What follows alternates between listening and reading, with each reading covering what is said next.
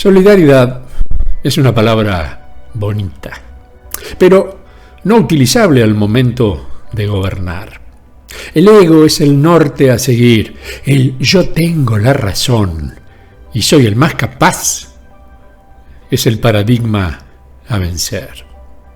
El nosotros es un objetivo lejano.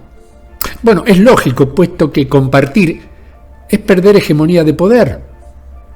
El centralismo porteño se opone a ese nosotros fuertemente. Dios está en todas partes, pero atiende en Buenos Aires. Cuando decimos porteño, por supuesto, nos estamos refiriendo al puerto de Buenos Aires. Poco más queda por agregar. La descentralización del poder otorga posibilidades al incipiente cambio de paradigma. La concentración de dominio que Buenos Aires ostenta es la absoluta razón de su poder hegemónico. Desde ella se toman todas las decisiones inherentes a los intereses del resto del país. El federalismo es retórica pura. Se gobierna desde un unitarismo exclusivista y es una figura muy difícil de provocar sin caer en el rotundo fracaso del intento.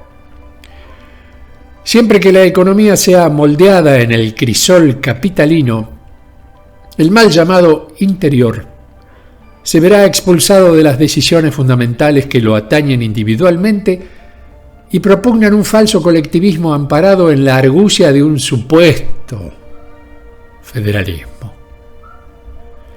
Mentiras democráticas, diríamos, ¿no? Surgen interrogantes complicados de responder al momento de intentar la necesaria federalización del país. No significa aislarse de Buenos Aires, significa tener poder de decisión en cada provincia o región respecto a su política monetaria. La coparticipación manejada unitariamente desde el gobierno central es el acto de injusticia económica más evidente del sistema monetarista centralizado. Debería existir entonces una división integrativa.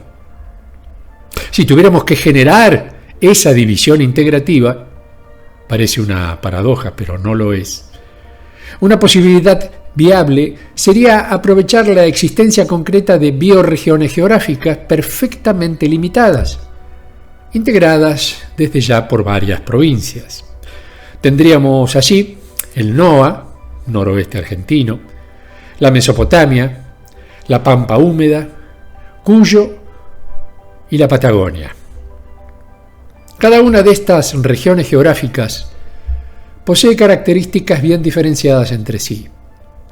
El clima, la naturaleza en sí misma y las idiosincrasias poblacionales permiten desarrollos bien definidos, hecho que las transforma en unidades productivas con particularidades peculiares y, en muchos casos, únicas.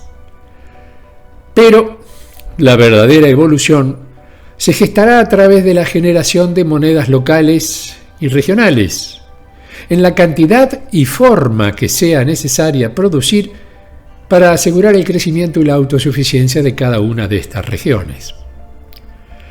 La dependencia centralizada en Buenos Aires es la mayor causa de injusticia social que se puede definir en este país que hoy nos toca vivir. Históricamente, ese enfrentamiento entre Buenos Aires y el interior, entre comillas, siempre llevó a enfrentamientos y luchas entre hermanos. Los mismísimos próceres de nuestra patria sufrieron en ese enfrentamiento y debieron tomar decisiones obligadas ante la negativa corporativa del poder monárquico imperante en la llamada capital. Hoy esa hegemonía de poder se ve representada por la unificación del mensaje mediático, que proviene indefectiblemente de la capital federal.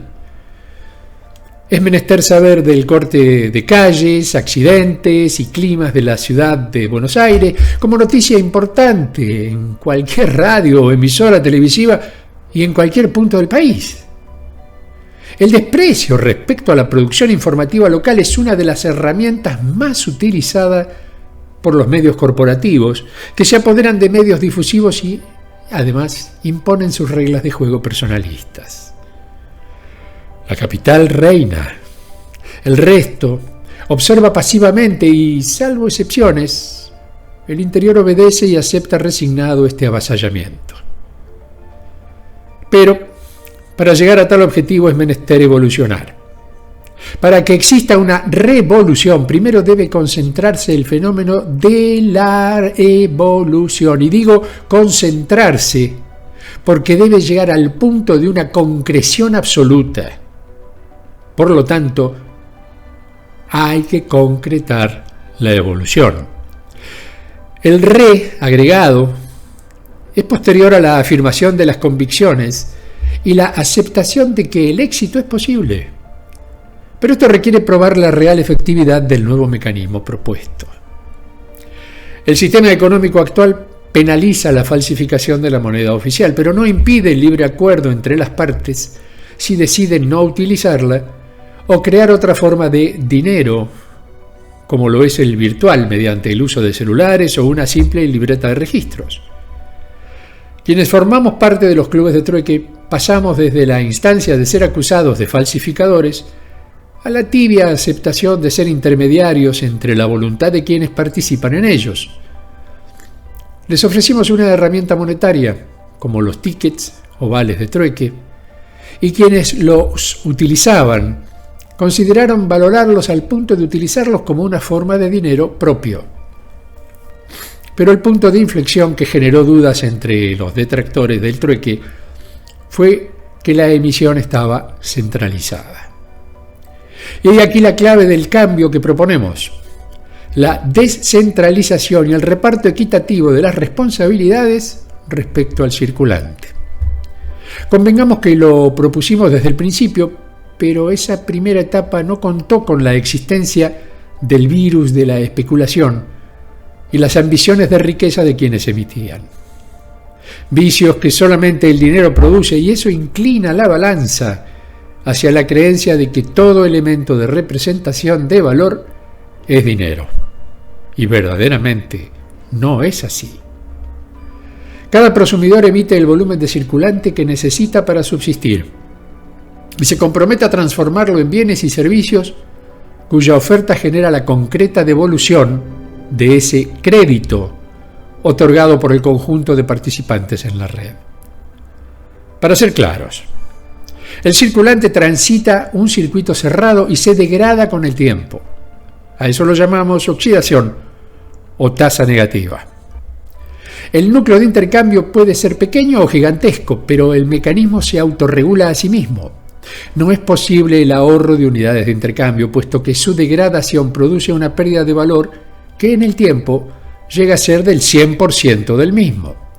O sea, es menester para el prosumidor seguir produciendo para avalar el dinero virtual creado y consumiendo para que el mercado de intercambio no cese en su actividad. Su existencia es finita. Su valor es constante, puesto que no es necesaria la especulación por escasez. Jamás falta circulante y todos son responsables por todos. El dinero no es condición de satisfacción de nuestras necesidades.